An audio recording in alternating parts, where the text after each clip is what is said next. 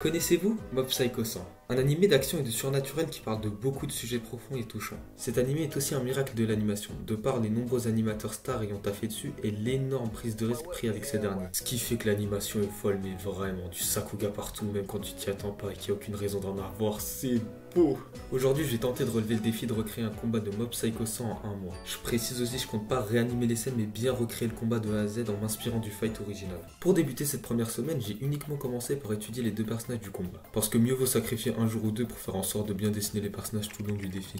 Ça serait un peu con de se rendre compte à la troisième semaine que t'as dessiné le mauvais personnage quoi. Mob est assez simple à dessiner, mais pour Koyama c'est beaucoup plus dur étant donné sa musculature. Mais bon, ça devrait aller vu les heures de tryhard que j'ai passé à étudier l'anatomie ces dernières semaines. Pour le storyboard, j'ai juste mis 2 poses clés pour chaque scène. Je veux vraiment pas me faire chier. Et puis les acteurs là qui blindent leur storyboard jusqu'à écrire la moindre action, vous êtes des acteurs. Du côté de l'animation, c'est là où ça commence à se corser. Parce que vu ce que j'ai l'intention de faire, le temps plus mon niveau fraudulent en dessin d'animation, et aussi et surtout que j'ai 25 plans à animer, va falloir tracer. Pour ce premier plan, c'est une animation de marche légèrement en vue de bas.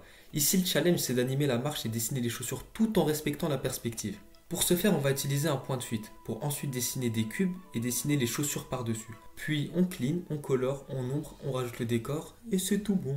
Pour ce plan, je pense que c'est le moment parfait pour vous introduire un des 12 principes de l'animation, qui se nomme le slow in, slow out. En gros, c'est cet effet d'accélération puis de décélération qu'il y a dans tous les mouvements que tu verras.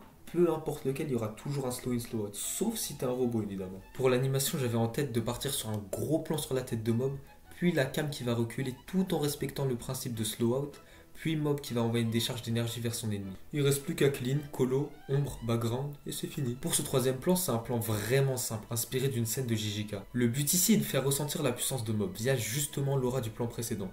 Rien de compliqué ici, c'est juste un PNG sur fond noir avec un petit peu de vent, on peut passer à la suite. Sur ce plan, c'est Koyama qui va être surpris par l'aura de Mob. Pour ce faire, on va encore utiliser le principe du slow out. Ça va commencer rapidement, puis au fur et à mesure par ralentir. Il ne reste plus qu'à clean, colo, ombre et...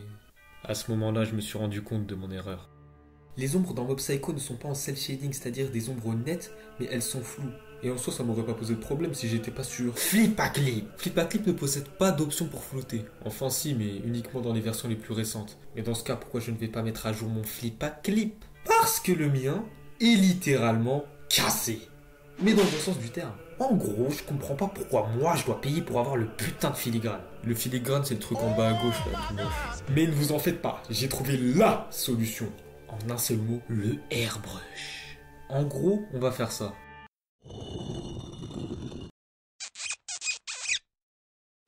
Oui, pour chaque putain d'ombre. Ça me fait vraiment chier, mais bon, est-ce que j'ai le choix? Sur ce plan, Koyama va se retourner avant de tenter de s'enfuir, puis se faire attirer par les pouvoirs psychiques de Mob. Sur ce plan, je vais encore vous montrer un autre principe de l'animation, et je vous lâcherai pas avec les principes de l'animation. Le principe utilisé ici s'appelle les arcs. Pour faire simple, tous les mouvements sans exception suivent une courbe. Parce que si tu réfléchis bien, c'est logique, hein, c'est quasi impossible de suivre une courbe droite. Et ça rend tout de suite l'animation plus jolie, en plus d'éviter les zigzags, même si des fois ça a son charme. Je suis assez content de ce que j'ai fait pour cette première semaine. L'animation avance plutôt bien et plus que 20 plans à faire. Nickel. Début de la deuxième semaine, plan 6. Koyama se fait attirer au sol une première fois, puis une deuxième fois pour venir s'écraser au sol comme dans le combat original. Le fait de s'écraser une première fois doucement, puis une deuxième fois plus fort, est un autre principe de l'animation qui s'appelle l'anticipation. En gros, quand tu fais une action, tu ne la fais pas directement. Il y a toujours un petit moment où tu prends un peu d'élan. Et c'est le but de ce double écrasement. Le premier sert juste pour que le deuxième soit plus impactant. Et oui, j'aurais pu mettre des impact frames pour rendre le tout plus impactant, mais les impact frames c'est une belle technique de grosse salope quand même. J'en ai marre de voir des fils de pute qui blindent leur animation d'impact frame pour aucune putain de raison. Si vous êtes débutant en animation, arrêtez. Enfin, apprenez un cycle de marche, je sais pas, quelque chose de plus utile. Plan 7. Koyama est au sol et tente de lutter contre la projection. Et pour ce faire, on va le faire trembler comme dans le combat original, comme s'il luttait. D'abord, on va faire une animation de lui qui fait une pompe sur 5 frames, puis on va réorganiser les frames d'une façon spéciale. D'abord, on copie les 2 premières frames, puis on les colle juste après la deuxième frame. Puis on copie la deuxième et troisième frame qu'on colle entre la frame 3 et 4, etc., etc., etc. Plan 8. Dans cette séquence, Mob va attirer de nouveau Koyama avec un geste du doigt. J'ai voulu le faire en effet crayon, mais painting comme dans le combat original, mais bon, voilà quoi. Plan 9. Plan simple de Koyama qui se fait attirer par Mob, rien à redire mis à part que sur ce plan on voit bien le principe d'arc que j'expliquais plus tôt. Plan 10. Alors pour ce plan c'est assez spécial parce que j'avais envie de l'animer en Canada. Le Kanata est une technique d'animation qui consiste à animer avec peu de dessins mais enchaîner avec plusieurs poses extrêmement agressives. Cette technique permet de faire une belle animation dynamique tout en allant vite. Et perso, c'est une de mes techniques d'animation préférées, mais le problème c'est que j'en ai jamais fait, mais bon, pas grave. L'animation est une série d'esquives de la part de Koyama avant de se prendre un débris, puis tenter de donner un coup de poing avant de se prendre une pierre dans le menton. Je suis assez content de ce que j'ai fait pour cette deuxième semaine. L'animation avance plutôt bien et déjà plus que 15 plans à faire. Nickel. Semaine 3, plan 11. Ce plan est long à faire. Car le problème c'est qu'il y a 2 personnages animés donc 2 dessins par frame. Juste au cas où, il y en a 26. Mais j'imagine que vous commencez à me connaître, j'ai un joker entre les mains qui s'appelle... Le principe d'animation plus connu c'est le délicat nom du timing. Je vous ai dit que j'allais pas vous lâcher avec les principes de l'animation. En gros le timing c'est le rythme du mouvement. Autrement dit combien d'images utiliser pour qu'une action se déroule. Exemple parce que c'est assez complexe.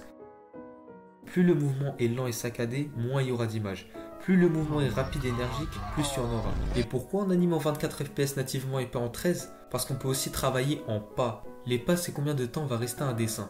Par exemple, animer en pas de 1, c'est un dessin par image. Donc 24 dessins, ce qui donne une animation très fluide. Animer en pas de 2, c'est un dessin toutes les 2 images. Donc 12 dessins pour une seconde d'animation. Ainsi de suite pour les pas de 3, 4 et 5. Ça permet de régler le framerate à sa guise sans changer de projet. Retour dans notre animation. Quand Mob va jeter sa pierre, les frames où il aura atteint le maximum de vitesse seront animés en pas de 12, donc en pas de 2, ce qui est assez rapide. Et puis lors du slow-in, il va être en pas de 4 pour ralentir et économiser un max de dessin, ce qui fait réduire considérablement le nombre de frames à dessiner. Plan 12. Pour ce plan, je me suis inspiré d'une scène de Ranking of King. En gros, l'animation consiste à un nouveau principe de l'animation qui s'appelle le follow through, mes couilles, je sais pas comment ça se dit. En résumé, quand la grosse partie du corps bouge, il n'y a que le gros du corps qui bouge, pas les cheveux, les boucles d'oreilles, les vêtements. Et ils vont suivre après comme s'ils étaient désynchronisés. Mais là, on va un peu exagérer le truc en bougeant les joues de Koyama. Quand il va se secouer, il va se débarrasser des débris. On voit bien les joues qui arrivent après le gros du corps, puis plan 13. Sur ce plan, Mob va le choper par la mâchoire, puis le compresser avant de passer au plan suivant. Alors là, on va bien exploiter le principe du timing, plus particulièrement des pas. Mais là, on va pousser le bail à son paroxysme, notamment sur les frames du milieu qui vont durer 5 putains de frames. Donc en pas de 5, c'est fait exprès. C'est un des avantages d'animer en pas. En gros, faire en sorte que les frames durent plus longtemps permet une meilleure anticipation. Semaine 4, plan 15. Alors ce plan, même moi, je me suis perdu. En gros, on commence avec un plan sur les yep de Mob d'un côté et Koyama dans le fond. Ensuite, ils vont échanger leur place tout en changeant de perspective avant que Koyama s'écrase sur le mur. Honnêtement, là, je dois aller vite parce qu'on a vraiment plus le temps là. Plans 16, 17 et 18. Je mets ces plans ensemble parce que c'est des plans fixes, donc très peu d'animation et rapide à faire. Le premier, le plus long des trois, c'est un plan en perspective où Mob saisit la mâchoire de Koyama avec une animation des cheveux et de la tenue. Tout en parlant, il y a aussi un léger dézoom et un effet de fumée. Le plan suivant, aucune difficulté. J'ai repris un dessin d'un plan précédent, j'ai fait grossièrement le line art et je l'ai fait sur 2 frames pour avoir un effet tremblotant. Puis encore un plan en perspective mais cette fois en vue de haut. Après Mob disparaît laissant une traînée de poussière derrière lui et c'est tout pour ce plan. On va commencer par un gros plan sur le haut de la ruelle parce que oui, pour ceux qui ne savaient pas, il se bat dans une ruelle. Ensuite Mob va venir s'envoler et dépasser la caméra tout en animant le background. Puis la caméra va venir tourner vers le haut là où le combat continue pour ensuite arriver au niveau de Mob et Koyama. La caméra va venir tourner autour d'eux puis Mob va jeter Koyama sur un immeuble. Oh là là, j'ai pleuré en faisant cette animation mais je suis content que ce soit terminé. Malheureusement, on arrive à la fin de cette 4e semaine. Oui, j'ai pas réussi le défi, mais bon, je me laisse encore une petite semaine, ce serait dommage de laisser ce projet à l'abandon. Plan 20. Dans cette séquence, Koyama va venir s'écraser sur la fenêtre du building, puis rebondir sur une table avant de venir s'écraser près de la caméra. À partir d'ici, j'irai vite, je suis littéralement en temps additionnel, je dois absolument finir l'animation au plus vite, quitte à faire des compromis sur l'animation. Et puis j'en ai marre, ok, c'est bon. Plan 21. Sur ce plan, je voulais faire un peu comme dans le combat Saitama Boros, c'est-à-dire l'étoile qui brille là en mode Sakuga Mekui, avant que Mob arrive pour attraper Koyama à nouveau. Mais le problème, c'est que c'est moche. Ah vraiment, hein. J'ai essayé mais c'est de la merde. Plan 22. La caméra se rapproche peu à peu de la tête de Koyama suivant une belle courbe. Ici pas de challenge particulier, c'est juste qu'il y a pas mal de frames à animer donc c'est un peu relou. Plan 23. Plan simple en vue de loin, pratique pour éviter d'animer gros. Mob va exploser la vitre avec Koyama et commencer à chuter. Plan 24. Plan sur la tête de Mob puis la caméra qui va venir reculer extrêmement vite avant de slow out. Plan final. Mob va venir écraser Koyama sur le sol puis Impact Frame. Oui, je sais, j'ai dit que les Impact Frames c'était un truc de fils de pute. Avant de Yutapon Cube, les Yutapon Cube est une technique qui consiste à, au lieu de faire des débris qui ont une shape différente, donc prennent du temps à dessiner, de juste faire des cubes. C'est à la fois plus lisible pour le spectateur et plus rapide pour l'animateur. Et voilà qui conclut l'animation. Pour conclure, je suis plus ou moins satisfait de ce que j'ai fait. Il y a des trucs bien, d'autres un peu moins bien et d'autres pas du tout.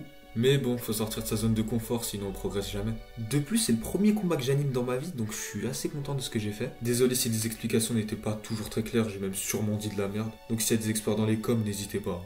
Bon, sur ce, merci d'avoir regardé cette vidéo, ce fut un plaisir, et je vous laisse avec le résultat.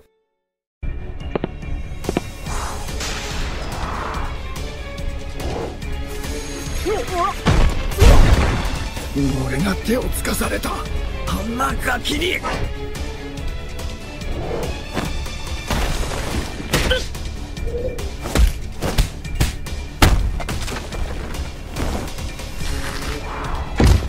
僕たちにひどいことをした大人のお兄さん、言っとくけどお前のせいだからな。二度と僕たちの前に顔を出すな。